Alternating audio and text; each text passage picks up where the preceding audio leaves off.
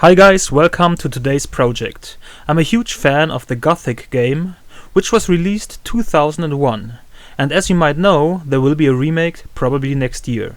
And what I have seen and heard so far is very promising.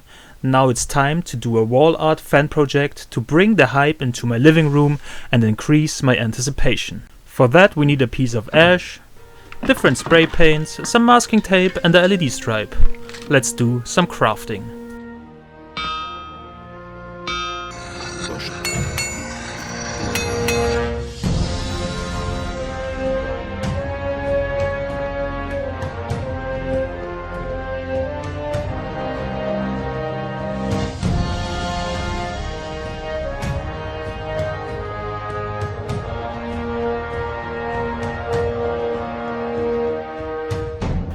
Thanks for watching and feel free to check out my channel.